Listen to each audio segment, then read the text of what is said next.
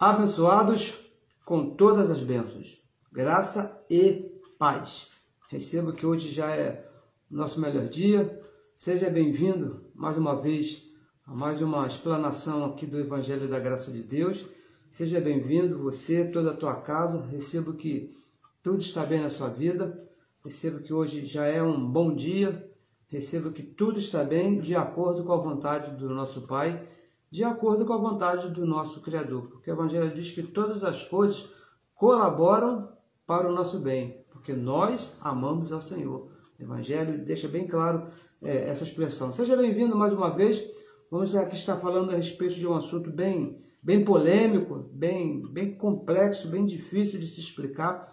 Mas o Evangelho da Graça, o que foi revelado ao apóstolo Paulo, diz que nós temos a mente de Cristo, a mente ativada do nosso Pai, e podemos entender qualquer assunto, e mesmo esses assuntos que diz respeito a uma certa dificuldade. Eu recebo que tudo está bem, que você já está aí com a mente ativada, os olhos do entendimento iluminados, e que possa entender, tá bom? Muito obrigado pela sua presença, muito obrigado pela sua colaboração, você que já está aí presente, participando, nossa irmã Valdete Formazini, muito obrigado, abençoado pela sua participação.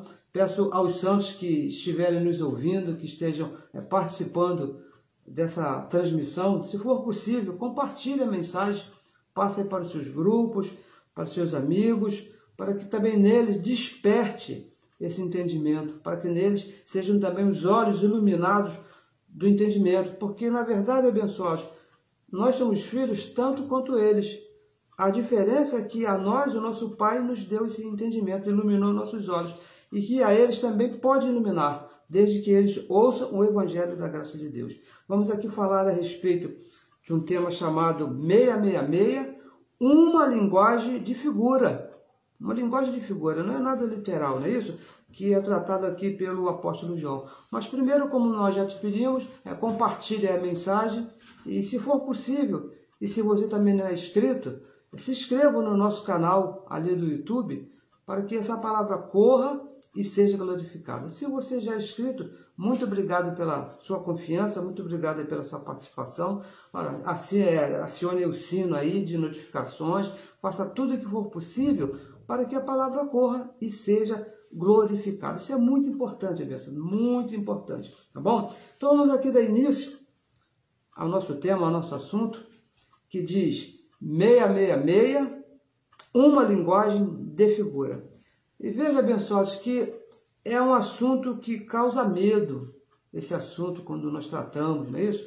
Trata temor, e principalmente temor lá na religião dos nossos irmãos, e principalmente, olha, por incrível que pareça, principalmente nos nossos irmãos evangélicos, aqueles irmãos que usam a Bíblia, nossos irmãos que estão lendo a Bíblia, que levam todo dia lá para as reuniões, principalmente neles, causam medo, e veja bem, não gostam nem de estudar, nem de falar desse assunto, porque nós passamos lá um certo tempo, 30 e poucos anos, e às vezes assim eu falava também, e me lembro apenas de ter usado esse assunto apenas uma única vez.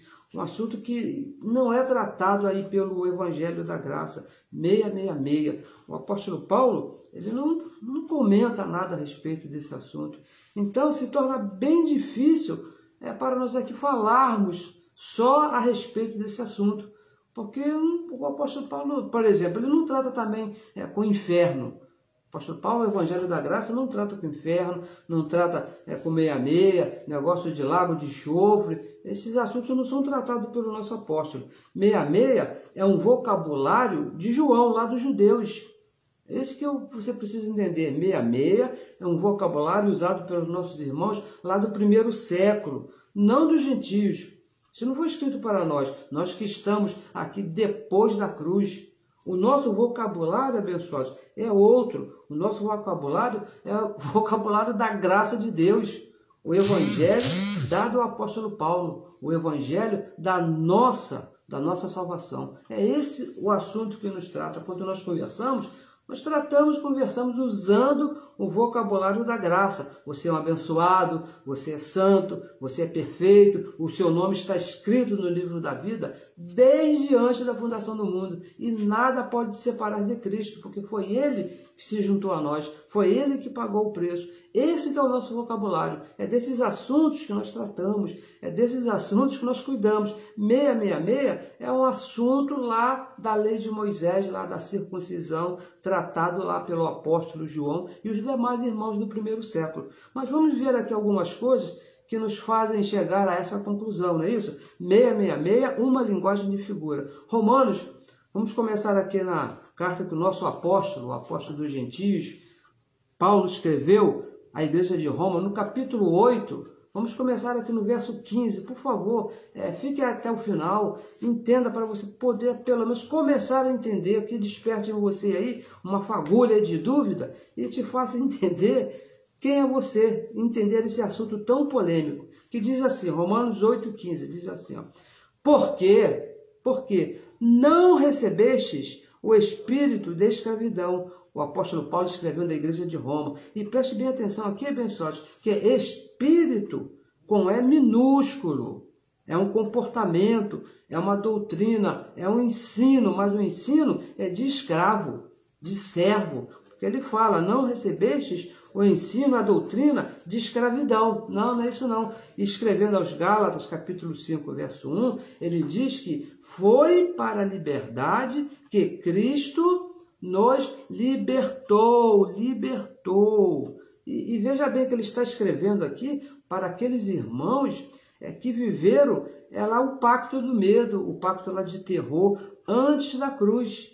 Por isso que Paulo disse, ó, foi para a liberdade que Cristo nos libertou, nós que estávamos lá antes da cruz. Mas agora, nós que já vivemos, que já nascemos aqui depois da cruz, já nascemos livres. Não passamos por esse pacto, o pacto do medo, o pacto do terror. Nós já nascemos livres, nós que nascemos depois da cruz, que Paulo diz, foi para a liberdade. Na cruz, Cristo conquistou a liberdade. Por isso que nós falamos, nós já nascemos livres. Paulo estava escrevendo para aqueles irmãos diante da cruz. Foi para a liberdade que Cristo morreu e nos libertou. E diz assim, ó, porque, continuando aqui em Romanos capítulo 8, verso 15, porque não recebestes o espírito de escravidão, para outra vez estardes em medo, em temor, não é isso? Por isso que ele fala outra vez, porque os irmãos já passaram naquele tempo, foram libertos por Cristo, e estavam voltando àquele comportamento de medo, voltando àquele estádio de temor. Por isso que ele fala, não pode voltar outra vez para esse conhecimento. E veja, abençoados, muito mais nós que nascemos depois da cruz, não podemos viver em temor. Aqueles abençoados ainda voltaram porque eles conheciam aquele pacto, viveram naquele tempo de temor, e estavam voltando por uma doutrina errada que eles estavam ouvindo, estavam voltando para o pacto de terror. Mas nós não passamos, nós que nascemos depois da cruz, não podemos viver em terror. Nunca tivemos no pacto do medo. Nós nunca participamos desse pacto. Nascemos depois do fim da lei de Moisés, que era esse pacto terrível. A lei que nunca nos foi dada. Olha, isso é uma coisa bem importante. Romanos capítulo 2, verso 14, diz que esse pacto de terror, esse pacto que dava medo lá nos irmãos e era complicado, abençoados, nunca foi dado para os gentios, somente para os judeus. É importante que você entenda essas coisas para entender o que é o 666, o que causa medo aí na religião. O que pode, veja bem, o que pode hoje nos causar medo, escravidão, esse sentido aí de terror, é a falta de conhecimento. Quando você não conhece a tua posição em Cristo Jesus, quando você não conhece o que Cristo fez lá na cruz, aonde Ele te colocou, a época, o pacto que Deus te colocou para viver. Quando você não sabe essas informações, quando a sua mente não tem esse conhecimento, então você mistura lá os dois pactos, a lei de Moisés com a graça de Deus, e vive no medo, vive no terror. É isso, o apóstolo Paulo, escrevendo em outra carta, ele diz que, se não for por graça, não serve. De outra maneira, a graça não é graça. É lei de Moisés, é medo, é terror. E ele diz aqui, espírito com E maiúsculo. Ele diz assim, ó, mas recebestes o espírito de adoção de filhos. Olha a adoção que nós recebemos, de filhos, pela qual clamamos, pela qual nós falamos, pela qual nós declaramos, Abba Pai. Olha que tremendo, abençoado. Nós não falamos aqui aleluia, por exemplo, porque aleluia é também um vocabulário lá do pacto passado. Nós clamamos Abba Pai. Veja que é Espírito com E maiúsculo. Era Deus mesmo, lá escrevendo aos Efésios, no capítulo 1, no verso 5. Vamos ler, estamos aqui pertinho. Olha o que diz aqui o apóstolo da graça. Verso 5, e nos predestinou para filhos de adoção por Jesus Cristo, filhos de adoção, para si mesmo, para Ele mesmo, segundo o querer de sua vontade. É isso que nós somos filhos, não somos servos, não é isso? Fomos predestinados para filho de adoção. Você é um filho de Deus, você é filho, não duvide disso, abençoado. Passe o que passe, venha o que vem, você não é servo. A tua posição perante Deus é de filho. Nós somos filhos. Filhos e herdeiros.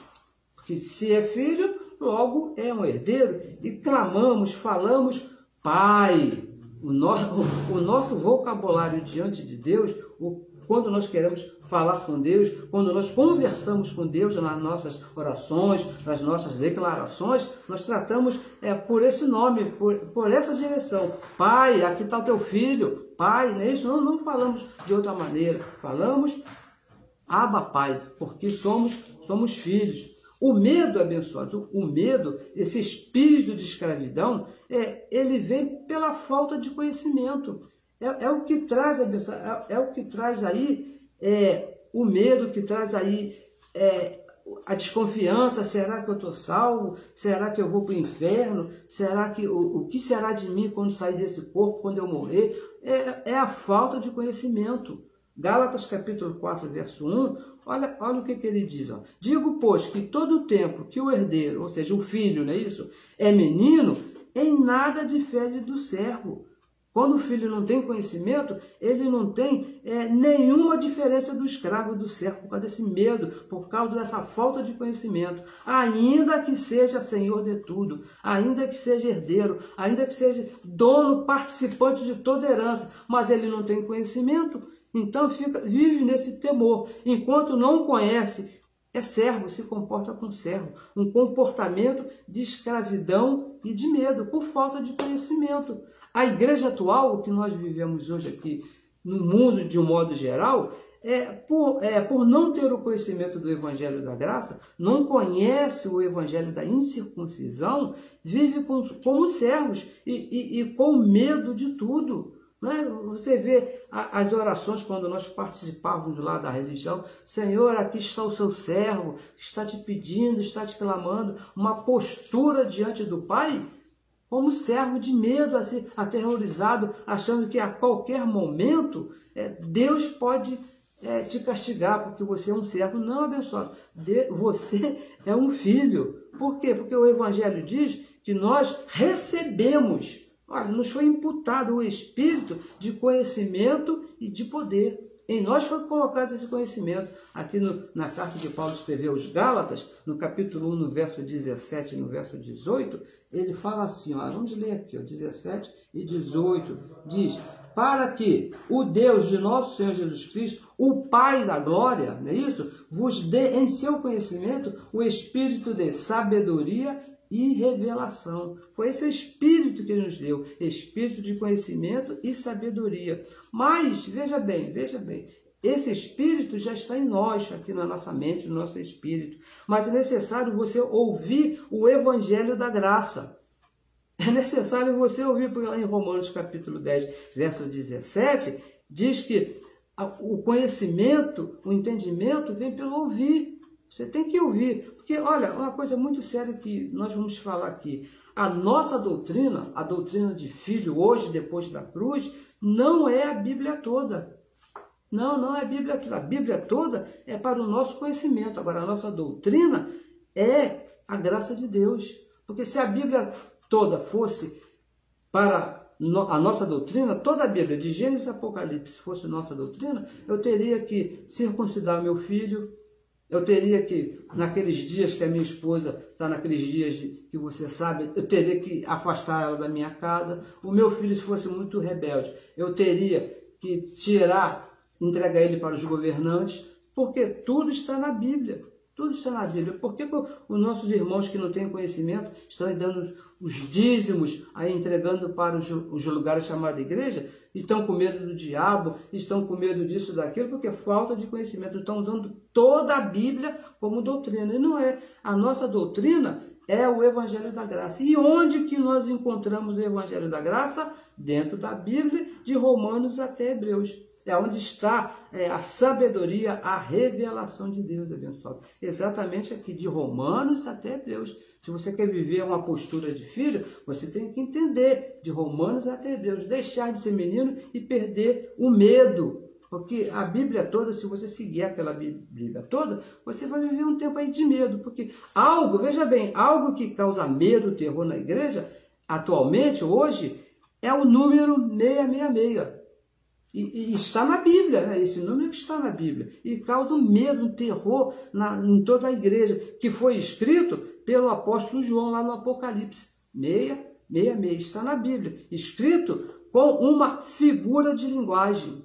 É isso aqui que nós queremos te falar, aqui que nós queremos chegar, te dizer que esse número tão terrível, tão pavorante, olha, os nossos irmãos têm terror desse número, como eu também tinha, não é isso? 666. Mas o que é isso? Uma linguagem de figura que João usou para escrever. São estratégias, abençoadas, que o escritor ele pode usar num texto. Algumas estratégias para conseguir um determinado efeito na interpretação do mesmo, na interpretação do texto. Quando ele quer conseguir um certo efeito, dar uma certa ideia, melhorar alguma coisa, falar de um modo específico, ele usa essa estratégia, linguagem de figura, ou figura de linguagem.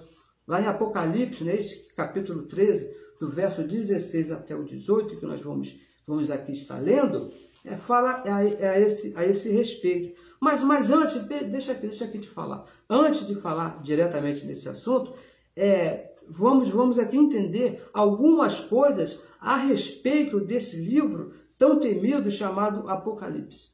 O livro do Apocalipse, ele é um livro assim bem terrível, e nós precisamos entender algumas coisas a respeito desse livro muito importante que a religião nunca me ensinou. Primeiro, Apocalipse capítulo 1, do verso 1 ao verso 3, diz assim, revelação de Jesus Cristo que a Deus lhe deu para mostrar a seus servos as coisas que brevemente devem acontecer. E pelo seu anjo as enviou e as notificou a João, seu servo. E o verso 2, a qual testificou da palavra de Deus e do testemunho de Jesus Cristo e de tudo que tem visto. Bem-aventurado aquele que leu, que ouve as palavras desta profecia e guardam as coisas que nelas estão escritas, porque o tempo está próximo. O tempo está próximo. Veja bem, abençoado, o Apocalipse, essas coisas foram coisas escritas e anunciadas para acontecerem brevemente. Isso é alguma coisa que você precisa entender assim, de primeira, a respeito do livro de Apocalipse. Tudo que está escrito nesse livro aqui, que foi notificado a João, foram escritas para acontecerem brevemente. E essa carta foi escrita antes do ano 70. Se você ler aqui, que diz aqui, bem no finalzinho, porque o tempo está próximo. Tempo de quê? Acontecer tudo que o anjo iria notificar a João. É necessário que você entenda bem isso. Fique bem vivo aí na sua mente isso. E segundo, esta carta, a carta do Apocalipse, ou livro, como você queira falar, tinha um destinatário. Quando João escreveu, o anjo falou, João, escreve, vai escrevendo aí. Ele já tinha no envelope o destino da carta. Lembra quando você escrevia uma cartinha que mandava para alguém, que botava lá para fulano, ali, tudo certinho? Foi o que aconteceu com esse livro, com essa carta. Já tinha destino certo. Aqui no verso 11, Apocalipse 1:11, diz assim, que dizia, o que vê, escreve em um livro. O anjo falando para João. E faz o quê? Envia-o às 7 igrejas que estão na Ásia. E aqui ele dá os nomes, Éfeso, Esmirna, Pérgamo, Tiatira, Sardes, Filadélfia e Laodiceia. Então, esse livro, essa carta, ela já tinha, quando ela foi escrita, ela já tinha destino certo, as 7 igrejas da Ásia Menor. Não foi escrito para todas as nações, como ensina a religião. O anjo falou, João, escreve e bota aí no destinatário, as 7 igrejas da Ásia Menor. E foi o que João fez. Para todas as nações, Deus tinha algo melhor, abençoado. Tinha outra maneira de falar. Foi Romanos, capítulo 1, verso 5, diz que nós recebemos a graça e o apostolado para obediência à fé para todas as nações. Aí é que o negócio muda. O livro de Apocalipse, o anjo disse, ó, é só para as 7 igrejas da Ásia. Bota no destinatário aí. Agora, para todas as nações, Deus chamou o apóstolo Paulo até o paraíso, até o terceiro céu, se no corpo, na mente, eu não sei. Mas disse para Paulo, ó, o que você vai escrever, o que vai ser revelado a você, é para todas as nações, para obedecerem à fé. É isso. E terceiro, essa carta aqui, esse livro do Apocalipse, ela foi escrita com muitos códigos, olha, muitos códigos, muitas senhas, sabe, senhas que só alguns sabem, escrita com uma linguagem própria dos judeus. É isso, olha, preste bem atenção nisso, o livro do Apocalipse foi escrito com uma linguagem própria dos judeus, uma linguagem de figura, não foi escrito de qualquer maneira. E preste atenção que o escritor era judeu, era João. Então, como é que você queria que ele escrevesse? Com qual vocabulário? Aqui do Brasil, lá dos Estados Unidos, não, lá do Japão, da China? Não, ele escreveu usando um vocabulário, com as terminologias ali, a figura, a linguagem de figura, tudo de acordo com o judeu, porque ele era judeu. O anjo quando chegou e falou para João, mostrou ali todas as coisas, mostrou tudo. Mas o vocabulário da escrita foi o de João, que era judeu. O anjo não escreveu nada para João, ele apenas falou, mostrou, e João foi lá e escreveu lá e enviou da maneira que Deus ordenou através do anjo para as 7 igrejas da Ásia. Agora, nós aqui do nosso tempo, da nossa época, do nosso pacto, você não pode receber esta carta na sua casa, na sua vida, na sua mente. Não pode, abençoado. O livro do Apocalipse não foi escrito aqui para a nossa mente, como se tivesse sido escrito para nós. Não, vamos ler aqui o livro de Apocalipse aqui no capítulo tal, porque Deus escreveu, mandou essa palavra para a igreja. Não, para nós não. Foi escrita para as 7 igrejas da Ásia Menor. No capítulo 2, no verso 7, ele diz assim, ó, quem tem ouvidos, olha que João escreveu no capítulo 2, no verso 7, quem tem ouvidos, ouça o que o Espírito diz às igrejas, no plural, às igrejas. Quais igrejas? As igrejas da Ásia Menor, o destinatário dessas cartas.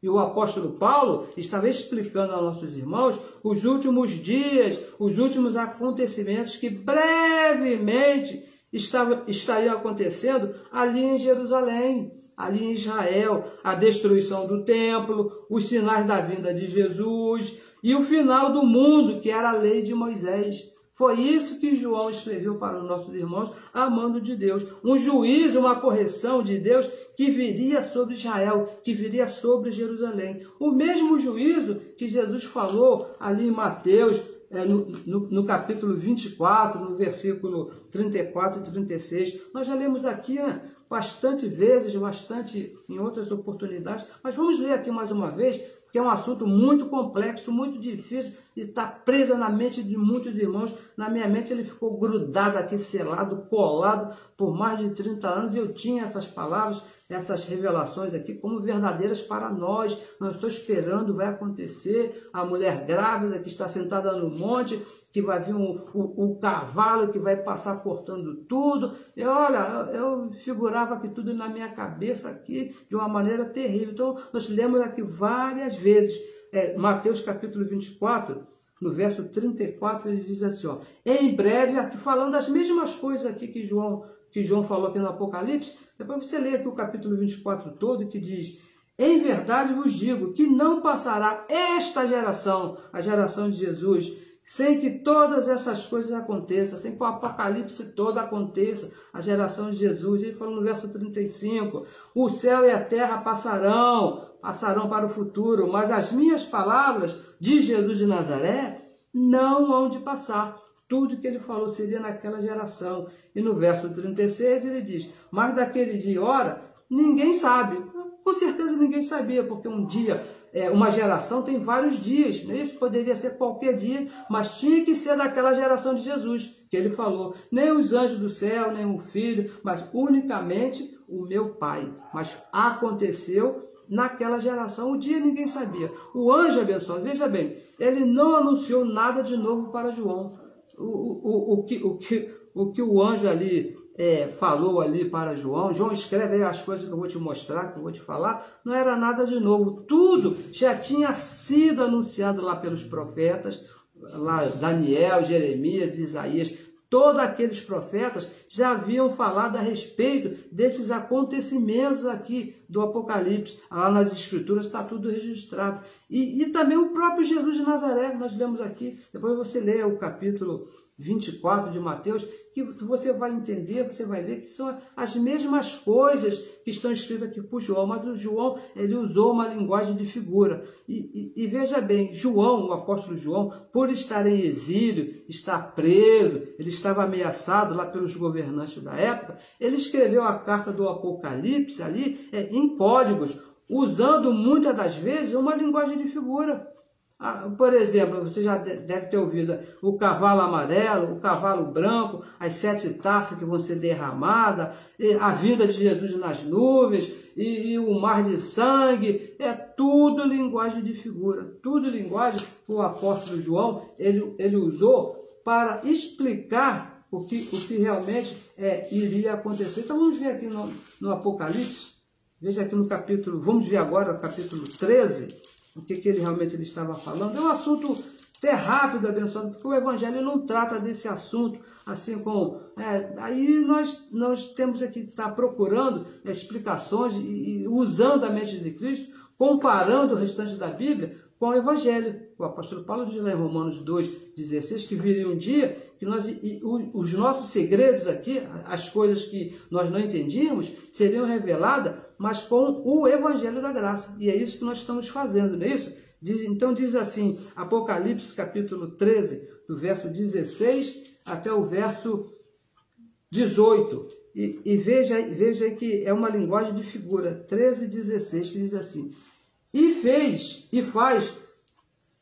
que todos, pequenos e grandes, ricos e pobres, livres e servos, lhe seja posto um sinal na sua mão direita e nas suas testas. Olha só, veja agora o verso 17, que diz assim, ó, para que ninguém possa comprar ou vender, senão aquele que tem o sinal, ou o nome da besta, ou o número do seu nome. E o verso 18 diz, aqui há sabedoria, aqui tem sabedoria. Aquele que tem entendimento, calcule o número da besta, porque é o número de um homem, e o seu número é 666. Então, abençoado, veja bem, a igreja hoje, a igreja que é chamada evangélica principalmente, né, a igreja de hoje, ela viaja nesses versos aqui. Verso 16, verso 17, verso 18.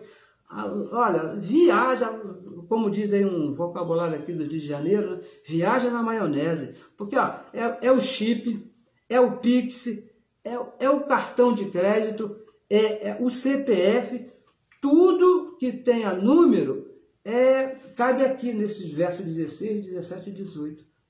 Qualquer coisa que aconteça diferente, o Pix, então, ele sofreu tanto, né, quando o governo estabeleceu essa forma de pagamento rápido, aí, né, que é um benefício tremendo aí para o povo, mas os nossos irmãos já falaram, olha, cuidado que esse negócio aí já é o Pix, o CPF, olha,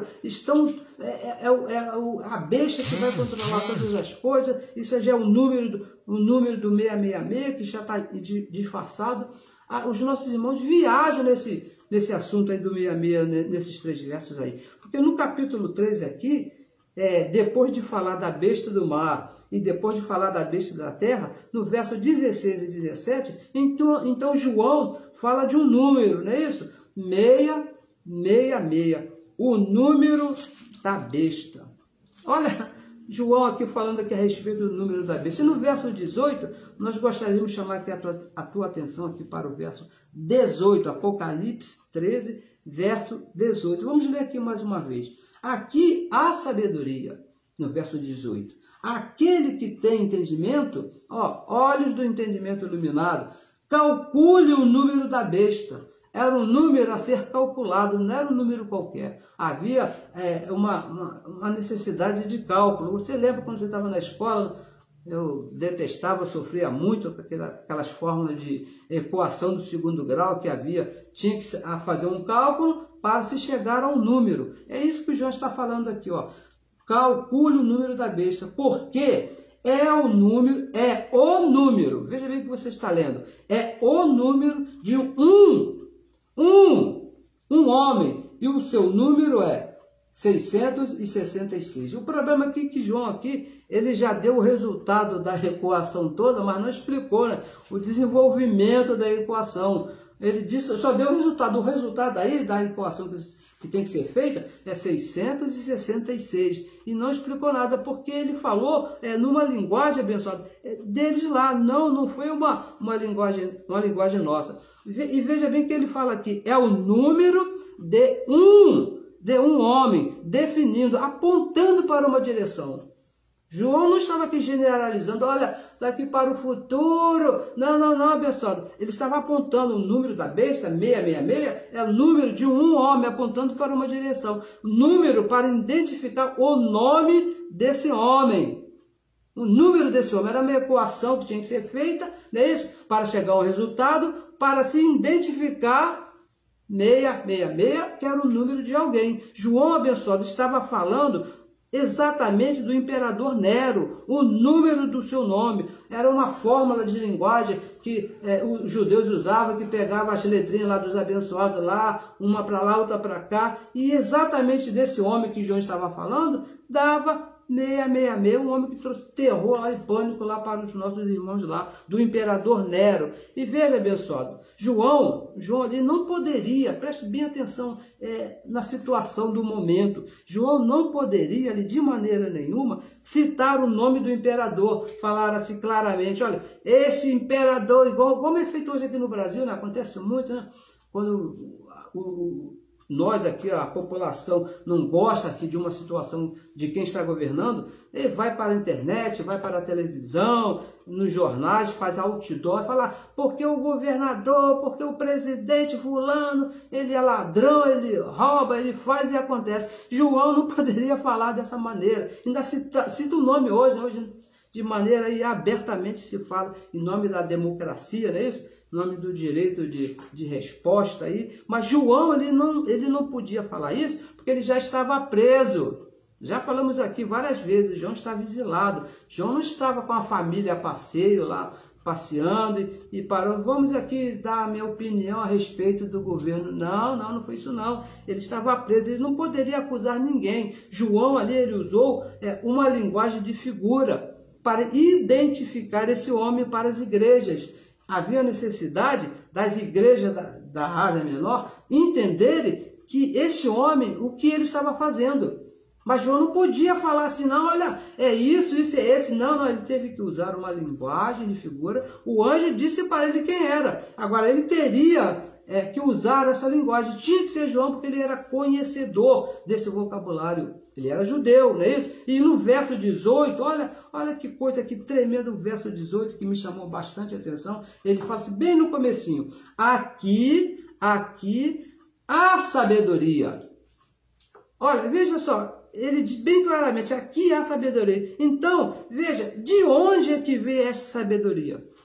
De onde é que veio esse conhecimento de João para usar uma linguagem de figura para falar a respeito do governo atual e explicar para a igreja que estava lá na Ásia Menor, as 7 igrejas, sem ser identificado pelo governo atual. Da onde é que veio essa sabedoria? Olha, eu posso te garantir, não foi o anjo que ensinou a ele.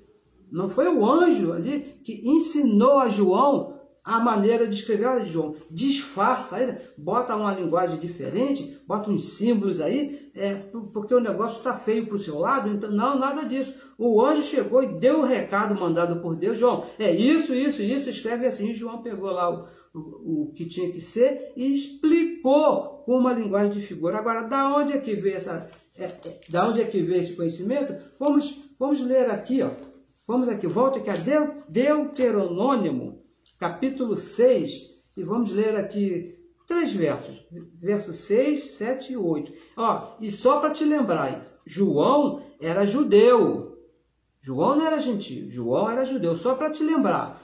Deuteronômio, capítulo 6, o verso 6 diz assim: e estas palavras que hoje te ordeno, Deus ordenando as suas palavras, diz assim, ó, essas palavras estarão no teu coração, aqui, ó, no teu entendimento, no teu conhecimento. Estas palavras de hoje te ordeno estarão no teu coração. E o verso 7, e as intimidarás a teu filho, ensinarás a teu filho, explicará a teu filho essas palavras que eu te falar, te colocar no teu coração. E dessas palavras que eu vou colocar no teu coração, lá no tempo do teu Deuteronômio, lá no tempo da lei de Moisés, falarás assentado em tua casa, uma coisa bem de perto, não é isso? E andando pelo caminho, e deitando-te e levantando-te. Ou seja, a todo tempo, estas palavras que Deus estava falando,